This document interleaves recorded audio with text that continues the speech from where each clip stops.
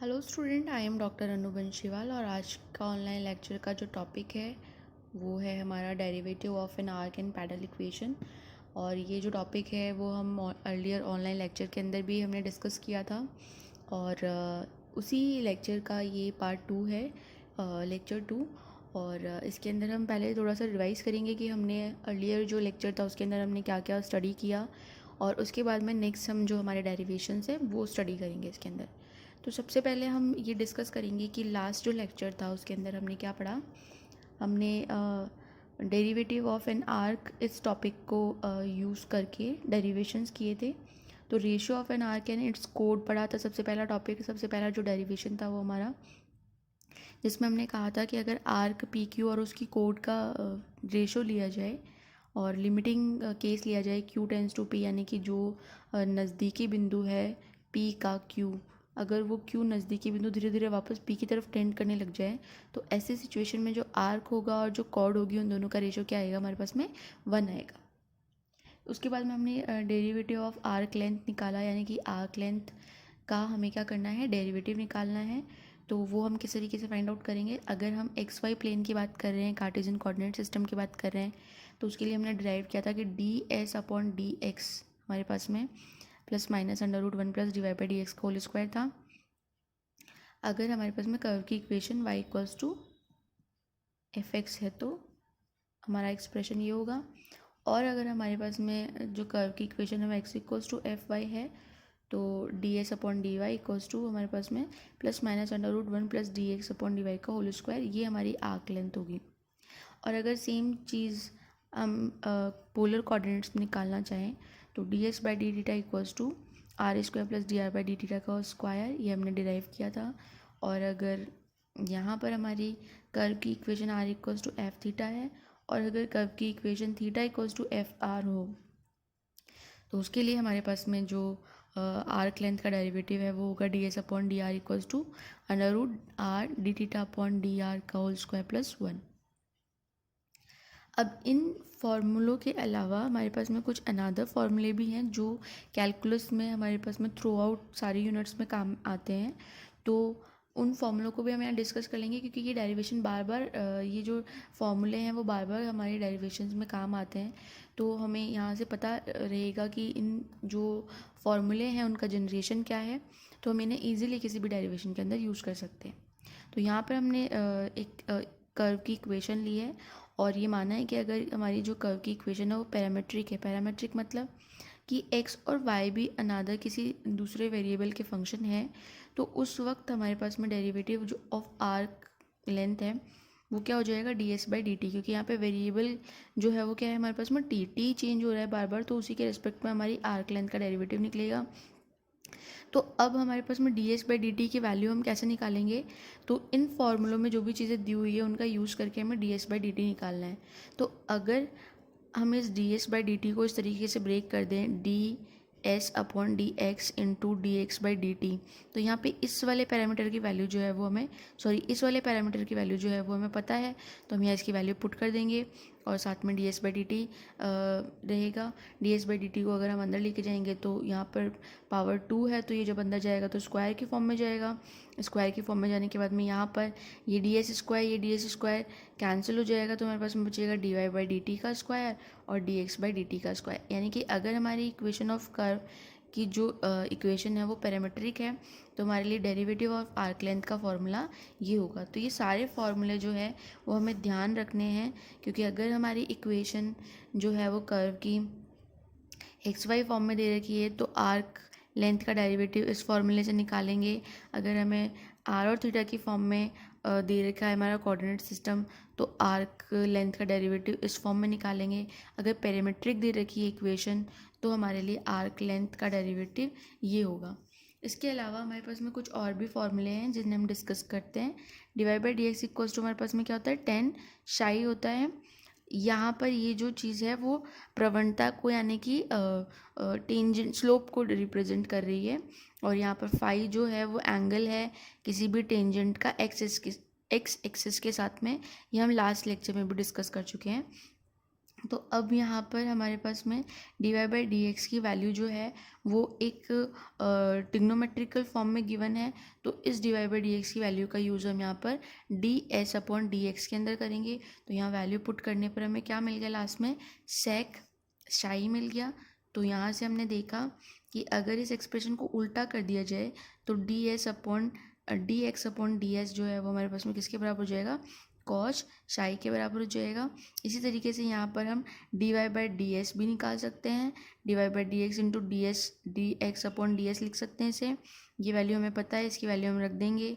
ये वैल्यू भी हमारे पास में पता है टैन शाई है, और यहाँ से हमारे पास में क्या निकल के आ जाएगा, शाइन शाई। तो किसी भी डेरिवेशन में अगर आपको कॉस साई दे रखा है तो आप उसकी जगह D S by D S use कर सकते हैं।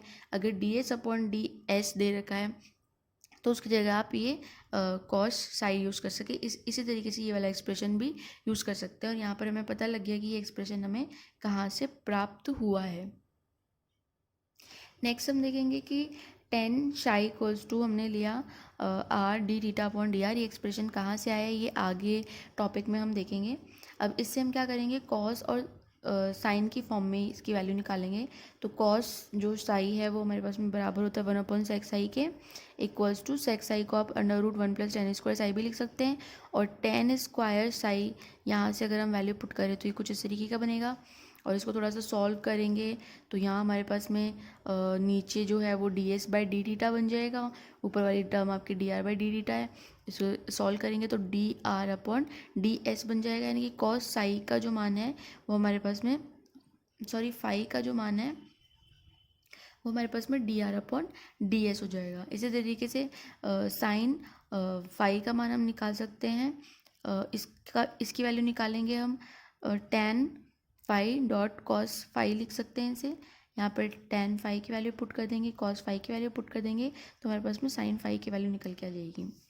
अब ये जो हमें इतने फॉर्मूले इतने डेरिवेशन पढ़े हैं, इनको देख के हमारे दिमाग में क्वेश्चन आता है कि इनके क्वेश्चन जो है एग्ज़ाम में वो किस तरीके के बन सकते हैं। तो यहाँ हमने एक एग्जांपल लिया है जिसमें हम किस तरीके से इन फॉर्मूलों की हेल्प से हमारा जो रिज़ल्ट है वो एस्टेब्लिश करेंगे, वो इस एग्जांपल के अंदर हम देखेंगे। तो R M equals to A M cos M theta, ये आपको एक कर्व की इक्वेशन दे रखी है, और यहाँ साफ दिखाई दे रहा है कि कर्व की इक्वेशन आर और थीटा की फॉर्म में दे रखी है। दैट मीन्स हम यहाँ पे पोलर कोऑर्डिनेट सिस्टम का यूज़ करेंगे। उसके लिए हमें सिद्ध करना है कि D S by D theta की वैल्यू जो है वो कुछ ये होगी, और अगर हम D two R upon D X square निकालेंगे तो कुछ इस तरीके के एक्सप्रेशन में आएगा। तो सबसे पहले हमें D S by D theta की वैल्यू फाइंड आउट करनी है। तो D S by D theta की वैल्यू फाइंड आउट करने के लिए हम क्या करेंगे, इसको सॉर्ट आउट करेंगे सबसे पहले कि इस एक्सप्रेशन से हम क्या क्या वैल्यू निकाल सकते हैं। तो आर की power M equals to A की power M cos M theta, इसमें बोथ ऑफ साइड अगर हम लॉग ले लें तो थोड़ा सा सिंप्लीफाई हो जाएगा। लॉग एम की पावर एन से इसको खोल सकते हैं। इसी तरीके से log M into log N की फॉर्म में इसको हम खोल के log M plus log N लिख सकते हैं। तो यहाँ पर हमारा एक्सप्रेशन जो है वो कुछ इस फॉर्म में आ जाएगा। और अब इसका हम क्या करेंगे, थीटा के रेस्पेक्ट में डिफ्रेंशिएशन करेंगे। तो डिफ्रेंशिएशन करने के बाद में हमारे पास में एम लॉग आर का डिफ्रेंशिएशन 1 आर और आर का D R by D theta हो जाएगा। इस तरीके से ये कांस्टेंट टर्म है, इसका डिफ्रेंशिएशन 0 हो जाएगा। और लॉग कॉस एम थीटा का डिफ्रेंशिएशन क्या हो जाएगा, 1 कॉस एम थीटा। कॉस का करेंगे तो माइनस साइन एम थीटा, और एम थीटा का करेंगे तो हमारे पास में एम आ जाएगा। तो यहाँ से हमने देखा कि D R by D theta की वैल्यू हमारे पास में निकल के आ गई।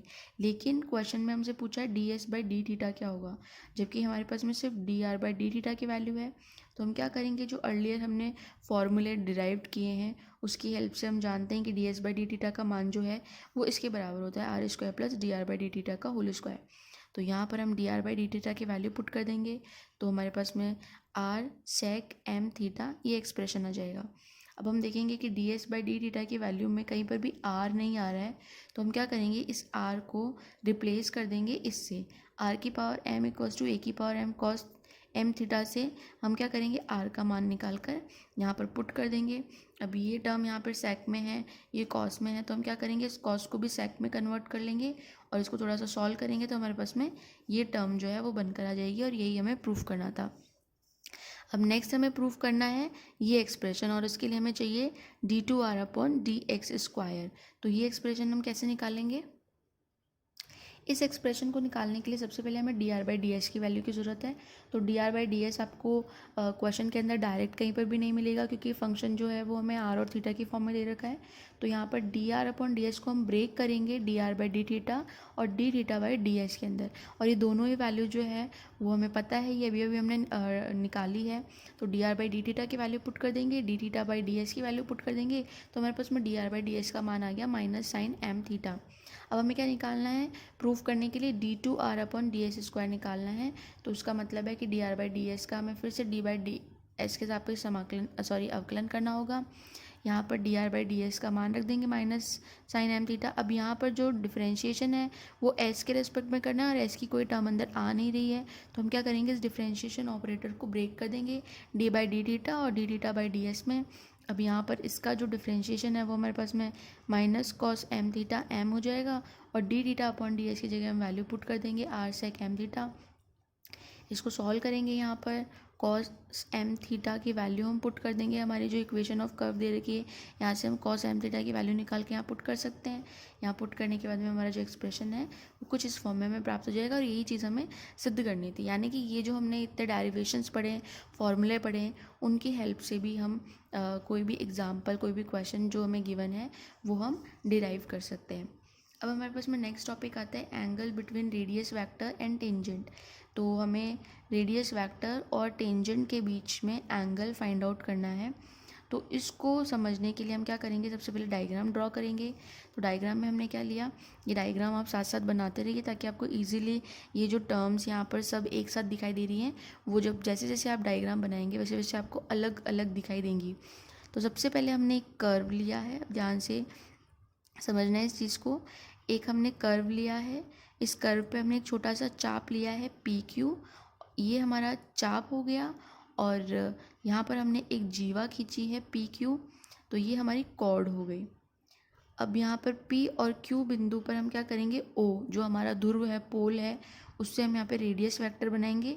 तो इसका रेडियस वेक्टर को हम किससे रिप्रेजेंट करेंगे, R से, और Q की Q P का ही कोई नज़दीकी बिंदु है, तो अगर ये R है तो R में ही कुछ थोड़ा सा चेंज करके हमें क्या मिल जाएगा, Q बिंदु मिल जाएगा।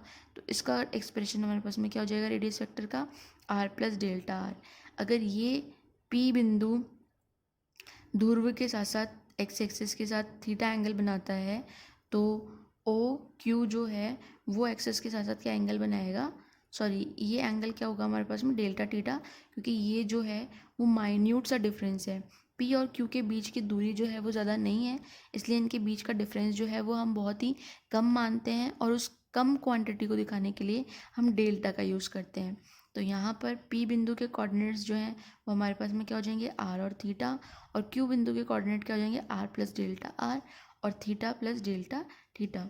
अब यहाँ पर हमने क्या किया, P बिंदु पर एक टेंजेंट खींची है, और इसको हमने नाम दे दिया है T P T डैश। ये हमारी क्या हो गई है, टेंजेंट हो गई है। और इस टेंजेंट पर, इस टेंजेंट का और इस रेडियस वेक्टर को हमने थोड़ा सा आगे बढ़ा दिया है। पी बिंदु से हम इसको आगे लेके गए, एल तक बढ़ा दिया हमने। तो इस रेडियस वेक्टर और इस टेंजेंट के बीच का जो एंगल है उसको हमने फाई ले लिया है, ये हम अर्लियर लेक्चर में भी डिस्कस कर चुके हैं।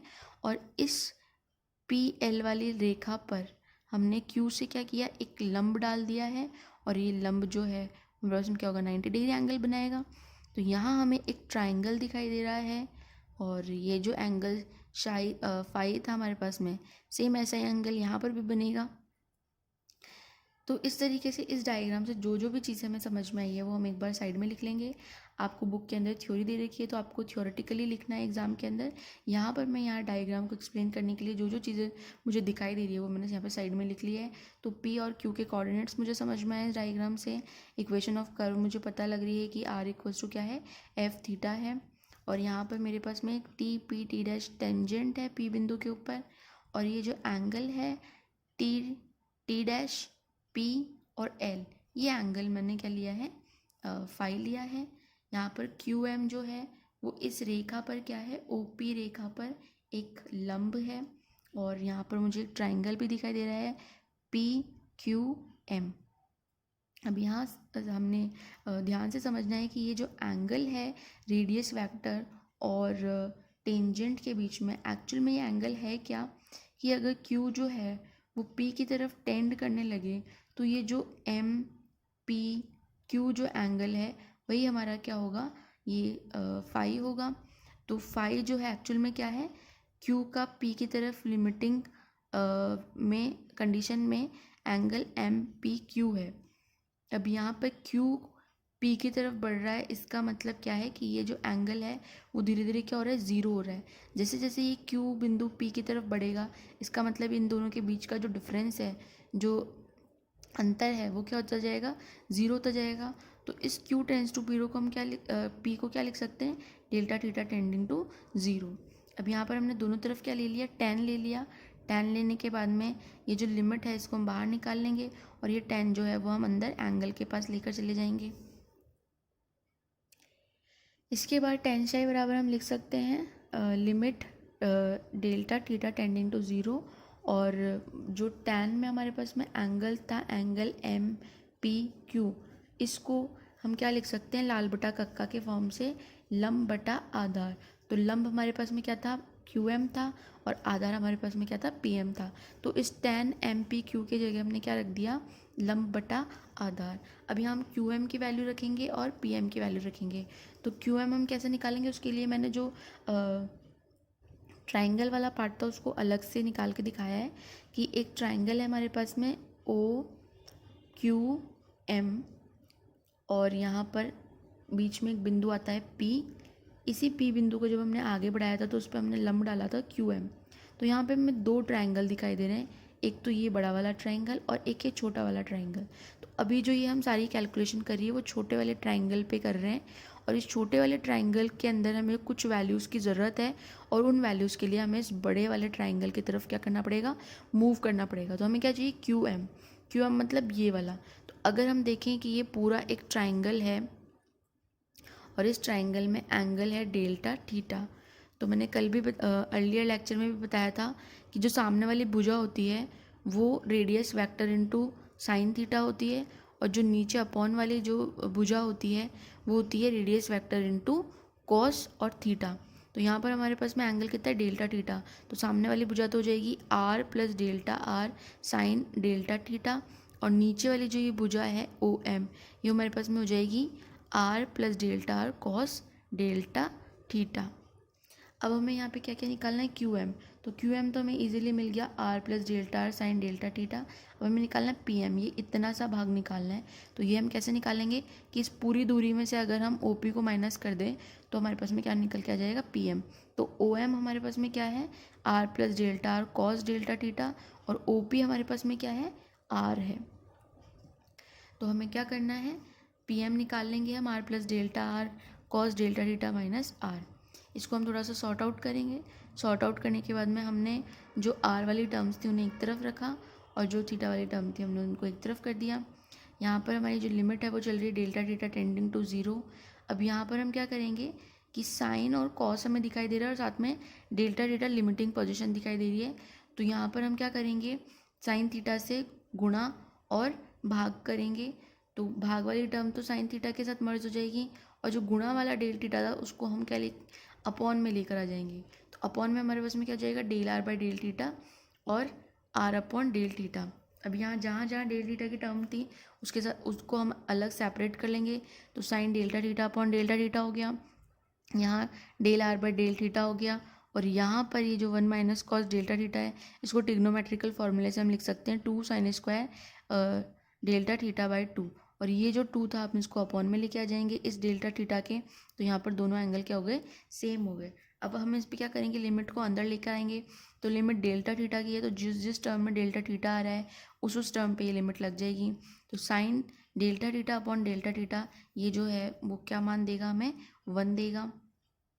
यहाँ पर डेल्टा के ऊपर जब लिमिट लगती है तो वो डेल्टा क्या बन जाता है, कंप्लीट डेरिवेटिव बन जाएगा dr बाई डी थीटा, और कॉस डेल्टा थीटा हमारे पास में क्या हो जाएगा 1, और यहाँ पर जो ये sine square delta theta by 2 है, ये टर्म हमारे पास में ओवरऑल क्या आ जाएगी 0, क्योंकि हमें पता है limit theta tending to 0 sine theta by theta ये हमारे पास में क्या होता है 1। तो उस एक्सप्रेशन से ये तो हो गया 1, लेकिन साइन डेल्टा थीटा बाई 2 में जब हम डेल्टा थीटा टेंडिंग टू 0 रखेंगे तो ये वाली टर्म आपको क्या मान देगी 0। तो ओवरऑल रिजल्ट जो है इसका क्या जाएगा 0। तो ये ओवरऑल जो टर्म है वो क्या बन जाएगी 0। तो हमारे पास में सिंपल ऊपर बचा r और नीचे बचा D R by D theta. ये 0 कैसे बना, डेल्टा r जो है वो क्या हो जाएगा 0 हो जाएगा। जैसे जैसे q और p के बीच का एंगल 0 होगा वैसे वैसे इन दोनों के बीच की दूरी भी क्या हो जाएगी 0 हो जाएगी। उसी से हमने डेल्टा 10 को यहाँ पे 0 लिख दिया।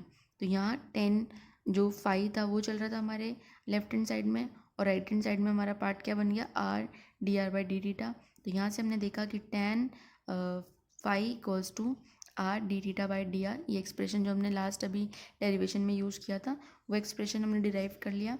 और यहाँ हम इजीली डायग्राम के अंदर देख सकते हैं कि जब हम किसी कर्व पी क्यू और इस पर हमने कोई टेंजेंट खींची, ये टेंजेंट साई एंगल बना रही है, और यहाँ हमने एक रेडियस वेक्टर लिया पी पर, ये थीटा एंगल बना रहा है। इन दोनों के बीच का एंगल जो है वो हमारे पास में फाई है।